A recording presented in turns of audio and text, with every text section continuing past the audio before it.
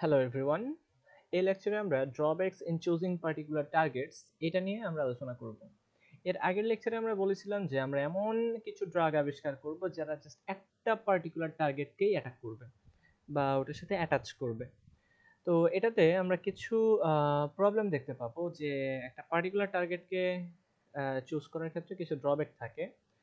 More than one target may need to be dealt with a particular disease. For example, most of the current therapies for asthma involve a combination of bronchodilators, যেটা আমরা বলেছিলাম যে beta two against এরা রিল্যাক্সেশনের কাজ করে। যে কোনো relaxation আমরা বলি ভ্যাসোডাইলেটেশন অথবা ব্রঙ্কোডাইলেটেশন, এটা বিটা টু রিসেপ্টরের কাজ against. And an inflammatory agent such as corticosteroid, এই দুইটাকে কিন্তু অ্যাজমাতে ইউজ করা হয়। Sometimes a drug designed against a particular target become less effective over time because it is possible that the blockade of one part of the system could be bypassed.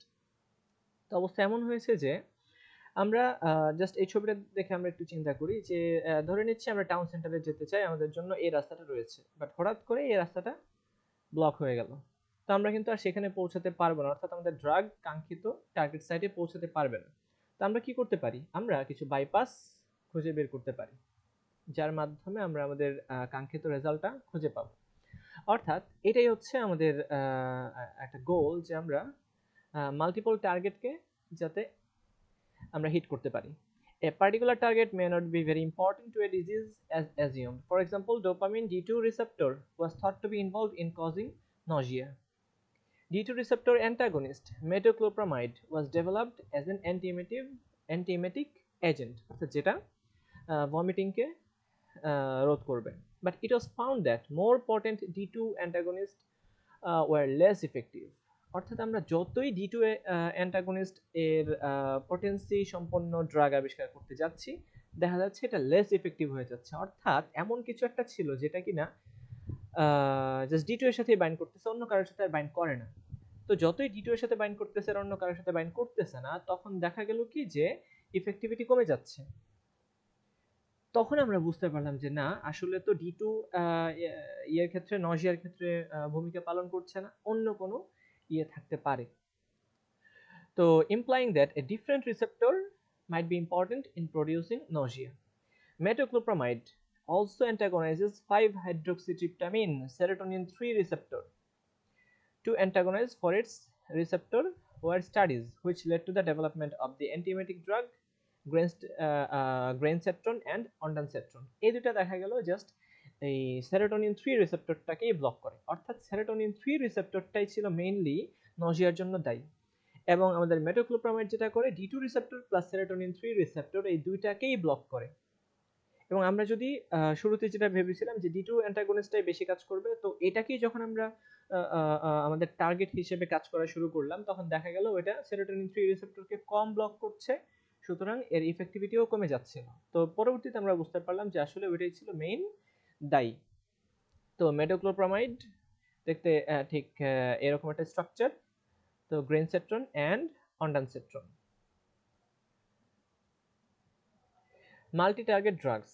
Sometimes it is advantageous in hitting a number of different targets selectively than just hitting one. For example, combination therapy in cancer and HIV. Even অনেক antibiotic এর ক্ষেত্রেও আমরা যদি anti bacterial কিছু effect পেতে চাই, সেই ক্ষেত্রে আমরা কম্বিনেশন থেরাপি ইউজ করে থাকি।